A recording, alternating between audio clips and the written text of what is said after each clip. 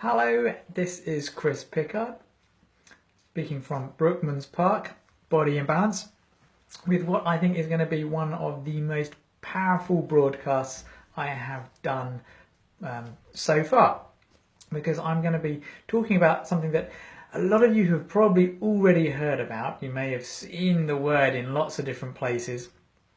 You may think it's a bit faddy. You may even think that the promises that this word has attached to it is too much, but I assure you, or at least the science assures me, that this is all going to be quite amazing. So I'm talking about burning fat for fuel as opposed to sugar. Now, many of you already know that I've always spoken about intermittent fasting and how when you run out of sugar you start burning fat for fuel. I'm going to go a little bit further and I'm going to be talking about what's called ketosis. So this is actually the diet that you need to follow to actually stay in this fasting state for a long time. So where did this all come from? Hello Joe, hello Joe. Where did the ketosis and ketogenic diet come from? Well, it's probably about 70, 80, maybe 90 years ago. It was realized that people who had epilepsy, when they went on a fast, i.e. they ate nothing, they just drank water, and within a few days their seizures, their fits would massively diminish, and some of them completely diminished, and some of them went away completely after fasting and never came back. But the problem with fasting and not eating any food is, for a lot of people, it's jolly hard work, especially children. So a diet was developed. Hello Yvonne, hello Elizabeth. So a diet was developed called the ketogenic diet in order to kind of mimic this fasting state. It was a really high fat, very low carbohydrate diet. And it keeps your body from burning sugar because you're just not putting any sugars or enough sugars or carbohydrates into your body to produce a spike in sugar and insulin. And so because you're burning fat, your body stays in this fasted state. Now, it's not just, you don't have to be an epileptic to actually benefit from this. Because what's now being found is that just like the brain loves burning fat and it calms it down. So yes, there's all kinds of benefits for everything to do with the brain, not just epilepsy, but Alzheimer's, Parkinson's. It's just generally good for your mood and your behavior and decreasing anxiety. And it's not just the brain, it's good for the whole nervous system. So it seems to be really helpful for people with multiple sclerosis, peripheral neuropathies. And because it's high fat, really low carb, it's also really good for diabetics, even type 1 diabetics. I have a colleague he's type 1 diabetic, has no kidneys, and now he's on the ketogenic diet. He's able to only use a quarter of the insulin that he used to have to use to stay alive. It's just amazing. Whereas type 2 diabetes, it could completely reverse it and get you off all medication. So you've got brain, nerves, diabetes and blood sugar. The next thing, we now know that cancer cells absolutely thrive with sugar. In fact, they need sugar for fuel, and they will take sugar from the rest of your body, which is why people end up, wasting away in the end, because the cancer cells take up so much of the sugar that there's nothing left for the rest of your cells for energy. But what cancer cells have a really hard time processing is fat. In fact, some of them just can't process fat at all. So you can literally starve cancer by just feeding your body good quality fats and no sugars. So they've also found, of course, that fasting properly for 3, 4, 5 days actually completely resets the immune system. And being in a state of ketosis has that similar effect. It really helps the entire immune system. It's also, because you're not having carbohydrates, massively anti-inflammatory. So it's really good for all the inflammatory bowel conditions, IBS, Crohn's disease, diverticulitis. It's also good for arthritis because that's an inflammatory condition. So you're now thinking, okay, it's good for all of these things, but all this fat isn't that bad for the heart. No.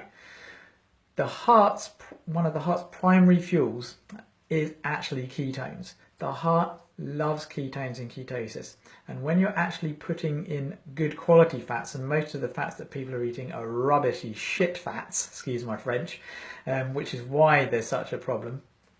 Hello Andrea!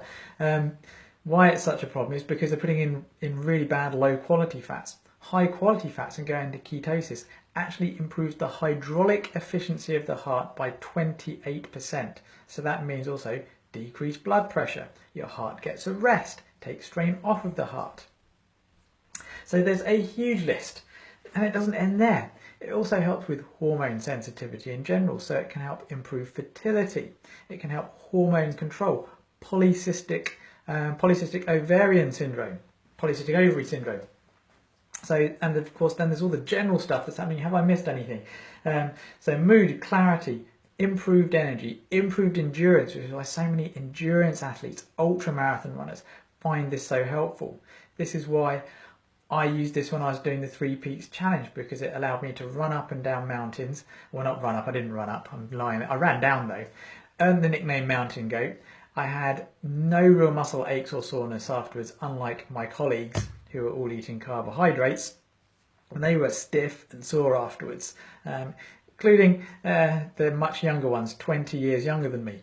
So it improves endurance, but it also improves your quality of your sleep, improves your mood, increases your ability to fight stress, decreases anxiety, increases muscle building, and of course it massively increases fat burning. So it's pretty huge really, and it also improves wound healing as well. So are there any downsides to the ketogenic diet and ketosis? Well, there's 3, actually there's 3 big ones. First of all, because the ketogenic diet then ends up being kind of low in some nutrients, you can end up with cramps. So it's really important to actually make sure you supplement, or you have the right nuts and seeds, or you use sea salt or Himalayan rock salt, or maybe supplement with magnesium. If you're going to do this, it's really important that you actually only put in good quality fats, good quality meats, good quality things. You can't even do this on a vegan and vegetarian diet. The other thing is that at first, uric acid levels go up, which is not good news for your kidneys, and it's not good news for gout. But in the long term, the uric acid goes down again much lower than it would do otherwise. So then it becomes good news for your kidneys and good news for gout. So what's the third problem? And the third problem I've already kind of hinted at, and that's actually the diet itself. Because you should only really do this if you're going to have the highest quality meats and fats, if you're going to be doing it the meat eating way. And if you're going to do it the vegan or vegetarian way, you've got to make sure you have plenty of the right high quality oils and fats. You've got to make sure that everything's ideally organic, as healthy and clean as possible. So even just massively increasing your vegetables and fruit, not the fruit, but all the vegetables and the salads and the raw foods is going to decrease your carb intake. And even a modified ketogenic diet that isn't really ketogenic is going to be massively beneficial for you. But generally, keeping up the 75% fat, 20% protein, and an only 5% at most carbohydrate diet is very tough to do this all the time. And it also can take up to 6 months. If you're a pure sugar burner, it can take 6 months of trials and tribulations and breaking into it slowly to work. Someone who's working well should all happen within 2 weeks. You can go through a couple of weeks of what's called the keto flu, where you feel really down and moody and lethargic and you just don't feel good.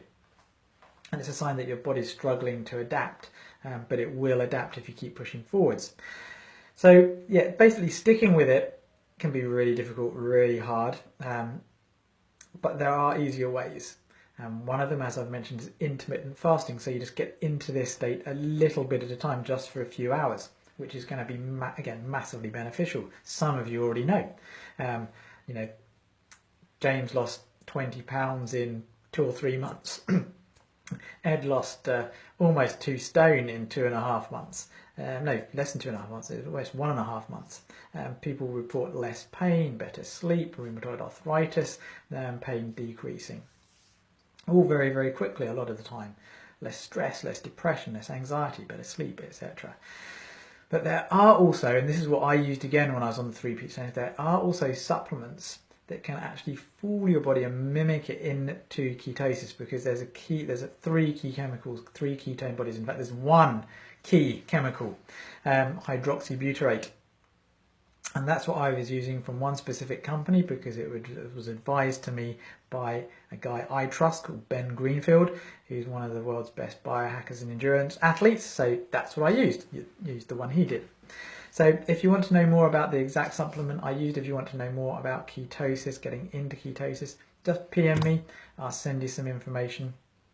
And remember, we can save the NHS, but only if we spread this kind of news about all these things that are out there that people can do. There are people out there desperate for remedies.